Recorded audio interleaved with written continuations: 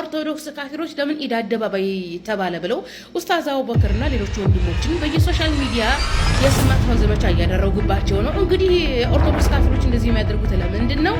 ኢትዮጵያ የኦርቶዶክሶች ብቻ ናት ብለው ጭንቅላታቸውን ስለሞሉት የኦርቶዶክስ ደብተራዎች ለምንድን ነው የማታደርጉት? አሁን ማርኩ እነሆ መስቀል አደባባይ የጎዳና ኢፍጣርና የሃይማኖት ፖለቲካ በአሁኗ ኢትዮጵያ አነጋጋሪ ጉዳዮች ሆኗል። የዚህ ውዝግብ መነሻ የሆነው በአዲስ አበባ ልብ ላይ ያለው መስቀል አደባባይ ብዙ ታሪኮች የያዘ የመዘገበና የተመለከተ ቦታ ነው። ይህ ለወትሮ ተራ ሜዳ የነበረ ዛሬ ግን ዋጋው የተወደደ አደባባይ የተገነባበት አካባቢ በቀዳማዊ ኃይለ ሥላሴ ጊዜ የኢትዮጵያ ክርስቲያኖች ታላቁን የመስቀል በዓል በድምቀት የሚያከብሩበት ቦታ ነበር። በደርጉ ጊዜ ደግሞ የፖለቲካ ስብሰባዎችንና የሰልፎችን ማናኸሪያ ሆነ። የሜዴይ በዓላት የጥር 26 ቀን 1969 ዓ.ም የነ ጀነራል ተፈሪ ባንቴ ግድያ ማግስት የድጋፍ ሰልፍ፣ የመንጌ ጠርሙስ ሰበራ፣ በሜዴይ ሰልፎች ላይ የተገደሉ የኢህአፓ አባላት ወዘተረፈ በደርግ ዘመን አብዮት አደባባይ ይባል የነበረው ቦታ ትዝታዎች ናቸው። ዛሬ ደግሞ ይህ ቦታ በሌላ ምክንያት ወደ ህዝብ መሟገቻነት ተመልሷል። ምክንያቱም በቅርብ ዓመታት ውስጥ በረመዳን ወር በሺዎች የሚቆጠሩ ኢትዮጵያውያን ሙስሊሞች በዚህ ቦታ ተሰብስበው ኢፍጣር ማድረግ ጀምረዋል። አንዳንዶች ይህን የሃይማኖት አብሮነት ምልክት አድርገው ይመለከቱታል። ሌሎች ግን ይህ የታሪክ ሽኩቻ መፍጠርና መስቀል አደባባይን ማስለም ነው ይላሉ። ኢፍጣር በሙስሊሞች ረመዳን ጾም ሲፈታ የሚደረግ የመመገብ ስነ ስርዓት ነው። በታሪክ ብዙ ጊዜ ይህ በቤት ወይም በመስጊድ ውስጥ ይደረግ ነበር። ነገር ግን በቅርብ ዓመታት ውስጥ አዲስ ባህል ተፈጥሯል። በአዲስ አበባ ብዙ ሙስሊም ወጣቶች በህዝብ አደባባዮች ተሰብስበው ኢፍጣር ማድረግ ጀምረዋል። ይህ ልማድ በተለይ በሶሻል ሚዲያ ድጋፍ እያገኘ በፍጥነት ተስፋፍቷል። ከሆኑ ዓመታት በኋላ ግን ይህ በመስቀል አደባባይ በብዙ ሰዎች መደረግ የጀመረ ስነ ስርዓት ማወዛገብ ጀምሯል። በዚህ ሂደት በመስቀል አደባባይና ስያሜው ላይ ጠብ መድራት ጀመረ። አሁናዊ መነታረኪያ መሆን የጀመረው መስቀል አደባባይ በ1960ዎቹ እንደተገነባ ተጽፏል። ይህ ቦታ የተገነባው በቀዳማዊ ኃይለ ሥላሴ ይሁንታ ነው። ዓላማው የመስቀል በዓል በብዙ ህዝብ እንዲከበር ትልቅ ሜዳ ማዘጋጀት ነበር። በዚህ በዓል የሚነድ ደመራ የኢትዮጵያ ኦርቶዶክስ ተዋሕዶ ቤተክርስቲያን ታላቁ ባህሏ ነው። ማዕከሉም መስቀል አደባባይ ሆኖ ዘልቋል። እንደተባባል ነው በኋላ ይህ ቦታ በፖለቲካ ታሪክም ወሳኝ ቀጠና ሆኗል። እንደ ቴዎድሮስ ካሳሁን፣ ግርማ ቴዲ አፍሮ ያሉ ዘፋኞች ደግሞ ካሳ ካሳ የቋራው አንበሳ ይሉበታል። በቅርብ ጊዜ ግን አንዳንድ ሙስሊሞች መስቀል አደባባይ ኢድ አደባባይ ተብሎ ሊጠራ ይገባል ማለት ጀምረዋል። ምክንያታቸው ለኢድ ጸሎት በዚያ ስለሚሰበሰቡ ነው። ነገር ግን ኦርቶዶክስ ክርስቲያኖች ይህን አይቀበሉም። ኦርቶዶክሳውያን ይላሉ ይህ ቦታ በመስቀል በዓል ስም የተሰየመ ነው፣ ስለዚህ ስሙ መቀየር አይገባውም።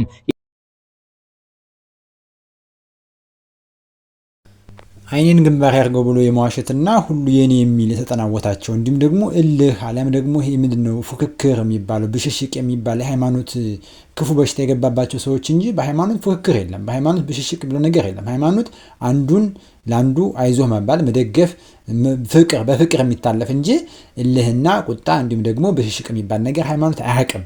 አምላክ አለኝ የሚል ሰው ይሄን ያደርግም ማለት ነው። እንግዲህ በተለያዩ ወቅት በተለያዩ አክራሪ ጽንፈኛ ውሃብዮች እያደረጉ ያሉት ነገር ይሄንን ማለት ነው። እስኪ እቺን ደግሞ አንድ ጽንፈኛ ሴት እንስማ። ነገ ቅዳሜ ስለሚደረገው የጎዳና ላይ ኢፍጣር ቅድመ ዝግጅት ሲያደርጉ በአብዮት አደባባይ ወይም በኢድ አደባባይ የኢፍጣሩ ፕሮግራም እንደሚደረግ በሶሻል ሚዲያ ለሰጡት እውቅና የኦርቶዶክስ ካፊሮች ለምን ኢድ አደባባይ ተባለ ብለው ኡስታዝ አቡበክርና ሌሎች ወንድሞችን በየሶሻል ሚዲያ የስም ማጥፋት ዘመቻ እያደረጉባቸው ነው። እንግዲህ ኦርቶዶክስ ካፊሮች እንደዚህ የሚያደርጉት ለምንድን ነው? ኢትዮጵያ የኦርቶዶክሶች ብቻ ናት ብለው ጭንቅላታቸውን ስለሞሉት የኦርቶዶክስ ደብተራዎች በዚህ ዘመን ኦርቶዶክሶች ጭንቅላታቸውን ስላላሳመኑት ስላላጸዱት ነው ካፋቸው የሚወጣውን ቆሻሻ የምናየው። በነገራችን ላይ ሙጂብ አሚኑን እስካሁን ድረስ ጥምድ አድርገው ያዙት። ጭራሽም የአርስ ምንጭ ጨፈሱ ነው ያካሄደው የሚሉት ለምንድን ነው? ኢድ አደባባይ ለምን አለ በማለት ነው። መስቀል አደባባይ አብዮት አደባባይ በተለይ መስቀል አደባባይ ነው የኦርቶዶክሶች ነው ሲሉ ስለኖሩ ነው። በነገራችን ላይ ኦርቶዶክሶች በዚህ ዘመን እንደ ሰውኛ ብታስቡ ጥሩ ነው። ኢትዮጵያ የኦርቶዶክስ ናት የተባለ ኦርቶዶክስ ሀገር በምትመራበት ሰዓት ነው። በዚህ ሰዓት ኦርቶዶክስ ሀገር አትመራ፣ ኢትዮጵያ የጋራችን ሆናለች። ስለዚህ ሙስሊሙ ኢድ አደባባይ ቢል፣ የኦርቶዶክስ ካፊር መስቀል አደባባይ ቢል፣ ሌላው አብዮት አደባባይ ቢል ያስማማናል። ለምን ኢድ አደባባይ ተባለ ብላችሁ አፋችሁን የምትከፍቱት? ለምንድነው? ጭንቅላታችሁን ስላላጸዳችሁት። ደብተራው የጫነባችሁ የቆሻሻ ታሪክ ያ ከጭንቅላታችሁ ስላልወጣ ነው። በነገራችን ላይ ኦርቶዶክስ በዚህ ዘመን ኢትዮጵያ የኔ ናት ማለቱን አቁማለች ብትልም የሚሰማት የለም። ኦርቶዶክስ ተሰሚነት የላትም። የኦርቶዶክስ መንግስት በዚህ ሰዓት የለም። በነገራችን ላይ መንግስቷ በዚህ ሰዓት የለም ብቻም ሳይሆን የኦርቶዶክስ ዶክትሪን ቀስ በቀስ የሚጠፋ ዶክትሪን ነው። ምክንያቱም አረማውያን ስለሆናችሁ። በነገራችን ላይ በዚህ ዘመን የክርስትና የሚባለው የስላሴ ዶክትሪን በአውሮፓ የነበሩ አንዳንድ ጣዖት እምነቶችን አጥፍቶ ነው በዚህ ዘመን ያለው። እሱ ደግሞ ቀስ በቀስ የሚጠፋ ዶክትሪን ነው። ምክንያቱም የግሪክ አማልክት ስብስብ ነው እምነታችሁ። በዚህ ዘመን የስላሴ ዶክትሪን አስተሳሰብ የሚያጠፉ በጣም ስማርት የሆኑ ብዙ አስተሳሰቦች አሉ። በእነዛ ምክንያት ገና ይጠፋል ሃይማኖታችሁ። እንኳን አይደለም ለምን ኢድ አደባባይ ተባለ ብላችሁ ማለት ነው። እናንተ ንጹህ አስተሳሰብ ቢኖራችሁ ሙስሊሙ ኢድ አደባባይ ቢል እናንተ ወስዳችሁ መስቀል አደባባይ ሌላውም አብዮት አደባባይ ቢል ችግር የለውም ነበር። ነገር ግን እናንተ ራስ ወዳድና ስግብግብ ተደርጋችሁ ጭንቅላታችሁ በተረትና በውሸት ተሞልቶ ስላደገ ነው ማለት ነው። በነገራችን ላይ ዶክትሪናችሁ ላይ እንትን በሉ አተኩሩ። ጭራሽን ፈተዋ እየሰጡ ነበር። በነገራችን ላይ ለፈተዋ አትጨነቁ። እናንተ ለሚጠፋው ዶክትሪናችሁ ኦርቶዶክስ ምንም ዋጋ የሌላት ቤተክርስቲያን መሆኗን ለዛ ተጨነቁ፣ አልቅሱ፣ ሀዘናችሁን። እናንተ ጥሩ ሰዎች ብትሆኑ የኦርቶዶክስ ዶክትሪን የአረማዊ ዶክትሪን የአረማዊ ናችሁ፣ የአረማዊ አማልክት አማኞች ናችሁ፣ ወንጌል ላይ የላችሁም እያልን ሀዘናችሁን አናባብሰው ነበር። እናንተ በክፋት የተሞላችሁ ስለሆነ ሀዘናችሁን ነው የምናባብሰው እየወጣ። የኦርቶዶክስ ዶክትሪን መጽሐፍ ቅዱስ ላይ የሌለ ጠፊ ቤተ እምነት ናት ኦርቶዶክስ። በቃ ስለ ፈተዋ አትጨነቁ። በነቢያችን አለይሂ ሰላቱ ወሰላም ዘመን ሷቦች በጋራ ያፈጥሩ ነበር። እንደውም አይ ቲንክ በረመዳን ጊዜ ይመስለኛል ሐዲሱ አቢ ዳውድ ላይ ያለ ሷቦች አንጠግብን ብለው ነቢያችን አለይሂ ሰላቱ ወሰላም ሲነግሯቸው ሷቦች ነቢያችን አለይሂ ሰላቱ ወሰላም ተሰብስባችሁ በጋራ ስለማትበሉ ይሆናል ተሰብስባችሁ በጋራ ቢስሚላህ ብላችሁ ብትበሉ በረካ ታገኛላችሁ ብለው ነግሯቸዋል። እንደውም በመዲና አህለ ሰፋ የተባሉ ድሃ ሷቦች ነበሩና በረመዳን ወቅት ተሰብስበው ነበር የሚያፈጥሩት። ሀብታም ሷቦች ደግሞ ምግቦቻቸውን ይዘው እነዚህ ድሃ ሷቦች ጋር ይሄዱ ነበር። እንደውም በዛ ዘመን የነበሩ ሴት ሷቦች ለሀብታም የሚሆን ለድሃ ማፍጠሪያ እየሰሩ መስጠት በጣም የተለመደ ነበር። ሙስሊሙ ማህበረሰብ ዝርክርክና ታሪኩን በደንብ ስለማያውቅ እስከዛሬ አድርጎት ስለማያውቅ ትቶት ኖሮ እንደገና ጀምሮት እንጂ ቢዲአ አይደለም። በጋራ መብላት ይሄ ቢዲአ ነው፣ ሃይማኖታችሁ አልተፈቀደም እያላችሁ አፋችሁን ለምከፍቱ ነፎይ ሲጋ የኦርቶዶክስን ዶክትሪን ወንጌል ላይ በማጣት ምክንያት ኦርቶዶክስ እየጠፋች ነው። በዚህ ላይ ሀዘናችሁን ብታጣጥሙ ነው የሚሻላችሁ። ካፊሮች ሸር አድርጋችሁ አድርሱላቸው።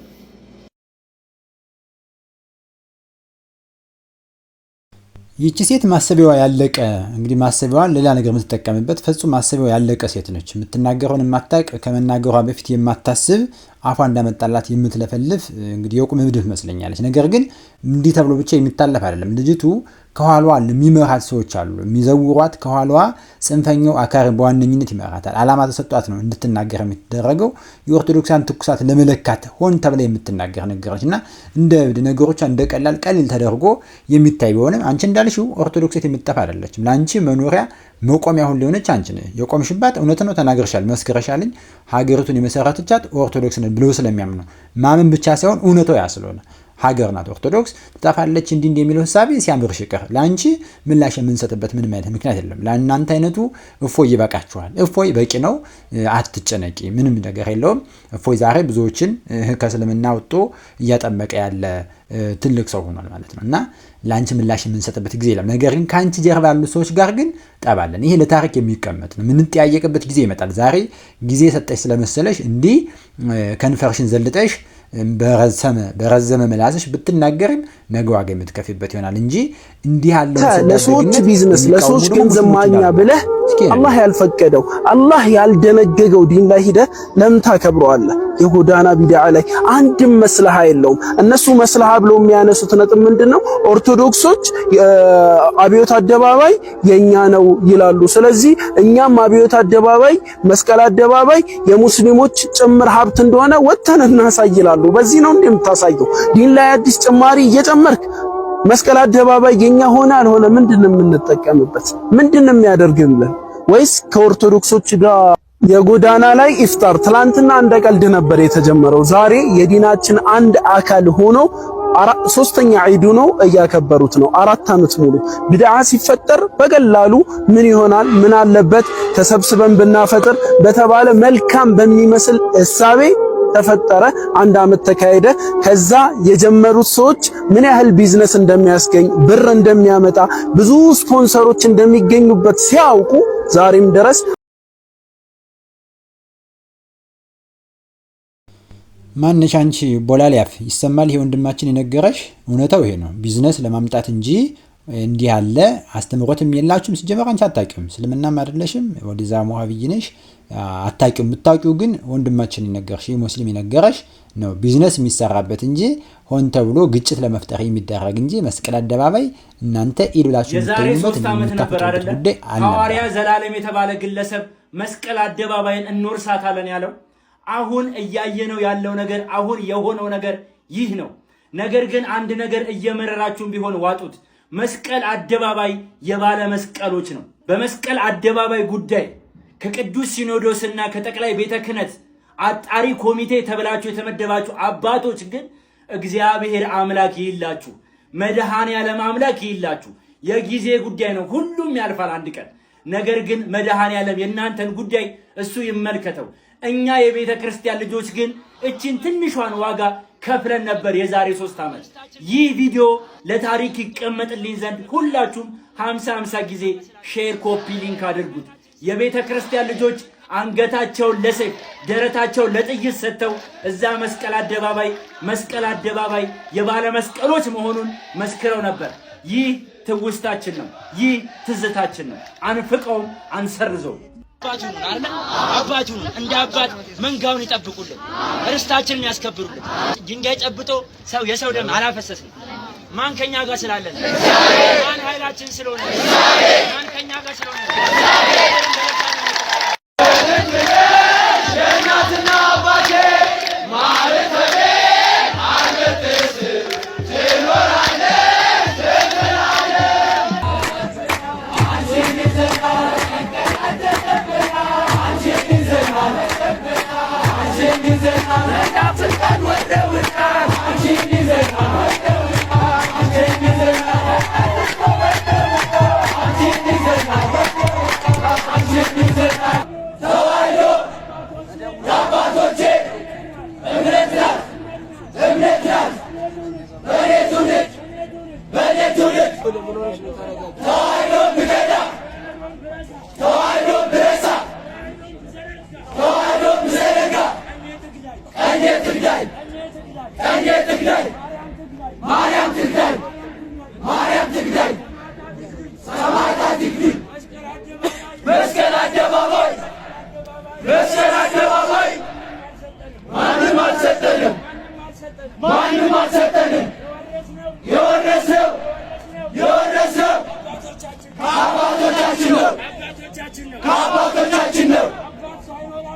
አባት ሳይኖራችሁ አባት ሳይኖራችሁ ርስት